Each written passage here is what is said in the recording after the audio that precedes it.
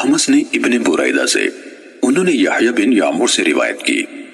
उन्होंने कहा कि सबसे पहला शख्स जिसने बसरा में तकदीर से इनकार की बात की माबद जुहनी था।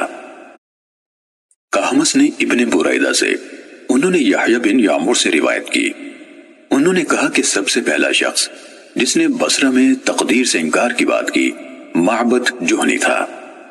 मैं यानी यहया और हमीद बिन अब्दुर्रहमान हिमयरी हज या उम्रे के इरादे से निकले।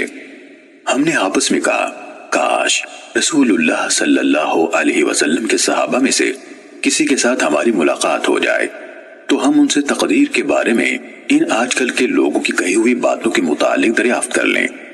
तौफीक इलाही से हमें हजरत अब्दुल्ला बिन उमर बिन खत्ताब रजी अल्लाह अन्हुमा मस्जिद में दाखिल होते हुए मिल गए।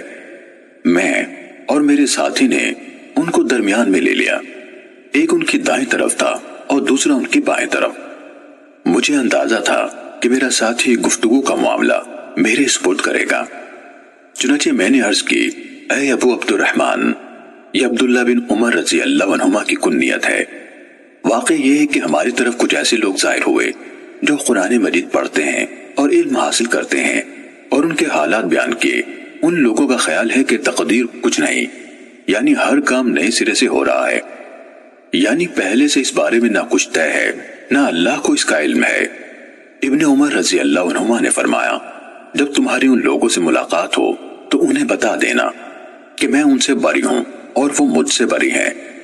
उस जात की कसम जिसके नाम के साथ अब्दुल्ला बिन उमर हल्फ उठाता है, अगर उनमें से किसी के पास उहद पहाड़ के बराबर सोना हो और वो उसे खर्च भी कर दे तो अल्लाह ताला उसकी तरफ से उसको कबूल नहीं फरमाएगा यहां तक कि वो तकदीर पर ईमान ले आए।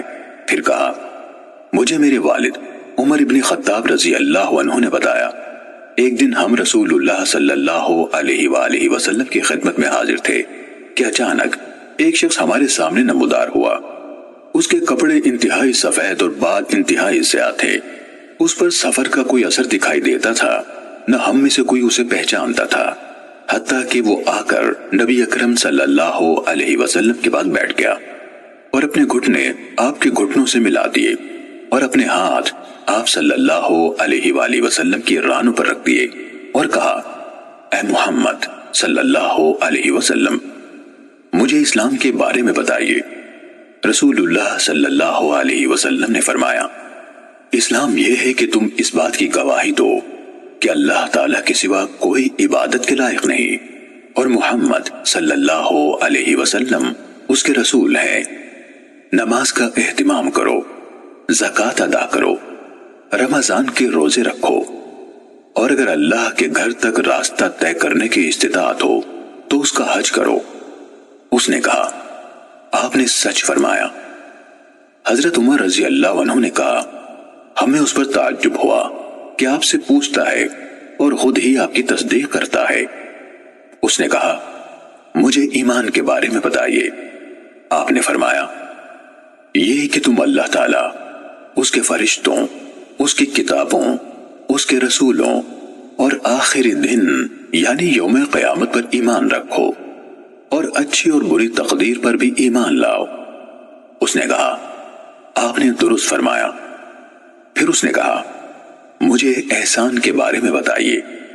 आपने फरमाया, यह कि तुम अल्लाह ताला की इबादत इस तरह करो गोया तुम उसे देख रहे हो, और अगर तुम उसे नहीं देख रहे तो वो तुम्हें देख रहा है। उसने कहा, तो मुझे क़यामत के बारे में बताइए। आपने फरमाया, जिससे उस क़यामत के बारे में सवाल किया जा रहा है वो पूछने वाले से ज्यादा नहीं जानता। उसने कहा, तो मुझे उसकी अलामात बता दीजिए।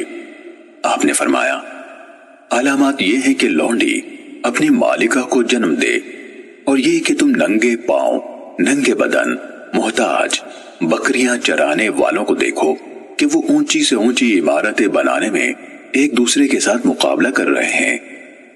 हजरत उमर रजी अल्लाह अन्हु ने कहा, फिर वो साइल चला गया।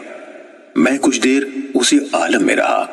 फिर आप सल्लल्लाहु अलैहि वसल्लम ने मुझसे कहा, ऐ उमर, तुम्हें मालूम है कि पूछने वाला कौन था? मैंने अर्ज की, अल्लाह और उसका रसूल ज्यादा आगाह है।